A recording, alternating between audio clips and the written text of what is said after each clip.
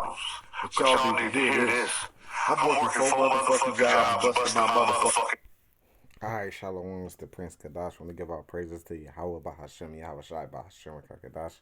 And this is going to be another adultery case or whatever I'm going to name it pretty much. But, I mean, every time you get on the internet these days, all you see is adultery.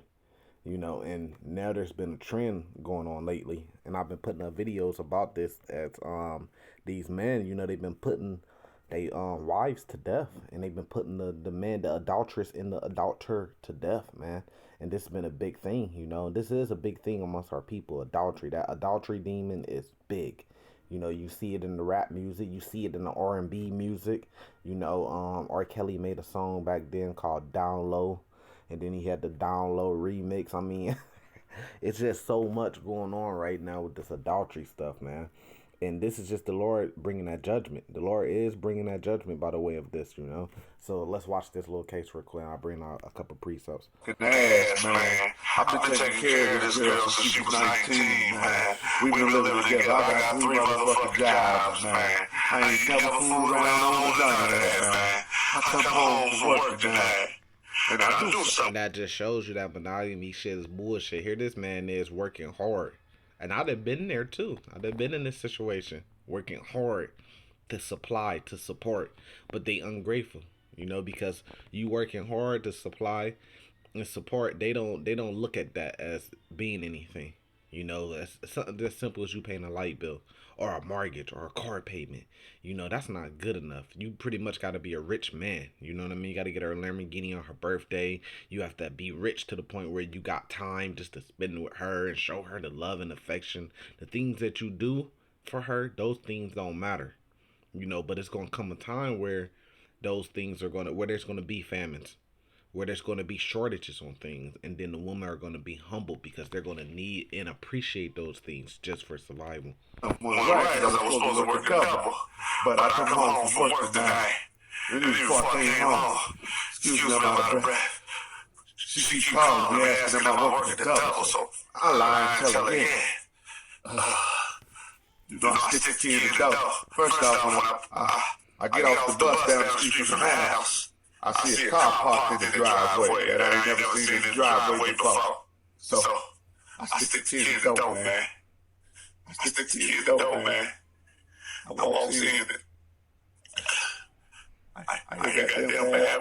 Running and shit, candles and shit. Candles and shit laid in the bathtub. I walk in this motherfucker, man. It's a goddamn nigga naked, man.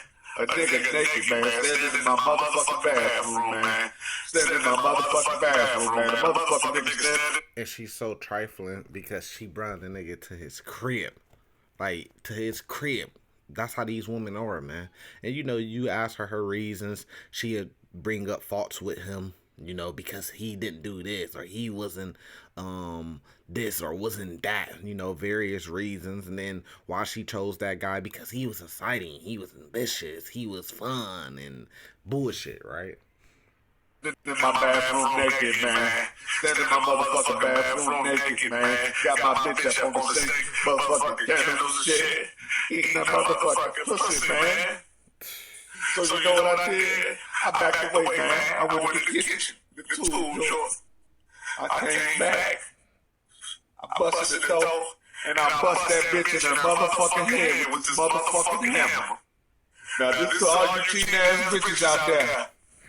Don't fuck around and let your man catch you. You gon' fuck around and get busted in your goddamn head with it. Now let me ask you this, right? Biblically, was he in the wrong? The hammer. Her goddamn man. Or according to the law, statutes, and commandments of the Lord, which does not change, was he right or wrong for what he did or how he responded? That's laying goddamn in the garage right now. I'm about to cut this bitch up, put her in the trunk, and toss her ass over the goddamn goddamn. I'm about to toss this bitch in the motherfucking right over there on the Cincinnati Bridge. I'm going into Kentucky. They gonna find this bitch floating by the brink of Crackers. Think I'm playing, man. I went too goddamn high for this. The goddamn nigga thought he just was gonna get up out of there, so I bust him in his motherfucking head with a hammer. He fell in the bathtub, and I threw the goddamn radio in the tub. He in there burnt up now. All you women out here fucking around on y'all's man, you dirty ass bitches, you ain't no good, you need to be killed. God damn it. And after this, I'm putting this on the internet. I'm going down to the police station and tell them, yes, I bust that bitch in the head with a hammer, and I threw the goddamn radio in the goddamn tail because they deserved it. Yeah, and he don't feel wrong about it, why? Because he's not wrong about it. That's the spirit. You see? And I mean, yeah, and see this, and these same women like this, they was all applauding, they was all happy and rejoicing when Kevin Samuels died. Because they didn't want to hear these things, man. They wanted to still be out there and be wicked. They still wanted to have a hot girl summer, a city girl summer. You know what I mean? And they wanted to be able to do things like this, commit adultery. They want to be able to do these things, but the thing is now is you starting to see the results now. So Kevin Samuels off the scene. Now you starting to see these men. They starting to take matters in their own hand, man. You know, and then with the whole abortion thing going on, they got reports, which I'm gonna do a video, and they got reports of that they haven't done it yet, but they saying that they possibly may ban Plan B, the morning after pills. And you know, a lot of women, especially city girls, you know, because what the city girls do is they live in the cities, you know, they live in the high rise, the apartments, you know, the skyscrapers. They live down in the city, right? And what they do is on the weekends they go out every weekend and they bar hop. That's the city girl life. It's called just like the show, or they got a movie too called Sex in the City. That's the life. You know, they go down to the bar, they hook up with various men, and they have that life where pretty much it just revolves around who they're dating and who they're hooking up with for the weekend. And they go out, they break up, they have one night stands, they hook up with another guy, they date that guy for a couple of weeks, then they get another guy. So they jumping from cock to cock. That's the city girl life, right? And a lot of times they have unprotected sex, right? Because they get drunk and stuff like that and then go home and they have unprotected sex. And then the morning after, they go get a thing called the morning after pill, right? So if they do get pregnant, or to prevent them from getting pregnant, that's what the pill does, right? But now there's reports that they're saying they're going to start pulling those things off the shelf, and they're going to come for the morning after pill next, and they're going to cancel it. So therefore, if you get pregnant, pretty much your ass is going to be pregnant. You're going to have a baby, you know, without you being able to go get abortions. But this is early still, but there's being reports of this saying that this is what they're going after next. And then if you ain't got the morning after pill, what you going to do? You know, what you going to do then if you get pregnant? You can't go get rid of it. So now you got to be even more careful who you sleeping with, right? Because you could get pregnant, and men, but these women, you know, they'd be pregnant and they'd still do something like this. Why the babies in their stomach, you know? This how our people is, man. Wicked. This is Mark 8, verse 38. Whosoever therefore shall be ashamed of me and my words in this adulterous and sinful generation. So this is red letter. This is coming from Yahweh Shai. He said he called us a adulterous and sinful generation. Why did he use adulteress? He could have used a different word for various different sins, because adultery is a big thing, a big thing of our people. And we're adulterous towards the Lord too, by going into other philosophies and other false gods, worshiping them. It says, of him also shall the Son of Man be ashamed when he cometh in the glory of his Father with the holy angels, right? I give you another one real quick. This one here, let me see if I can find it.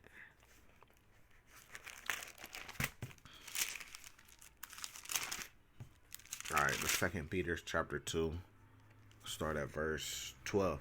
It says, but these as natural brute beasts, and these women, when they commit this adultery, they're natural brute beasts, right? No remorse for their man. You know, it's rather, I mean, there's different ways they can handle it, even though those ways aren't biblical today. But why would you cheat on a guy at his house? You know what I mean? Like, that's crazy. It says, made to be taken and destroyed. Speak evil of the things that they understand not, and shall utterly perish in their own corruption. That's what happened to his wife. She perished in her own corruption, and shall receive the reward of unrighteousness, as they that count it pleasure to riot in the daytime.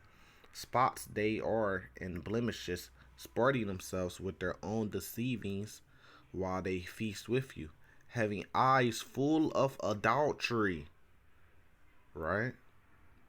and that cannot cease from sin, beguiling unstable souls, and heart they have exercised with covetousness practices, cursed children, right? And that's what these women are.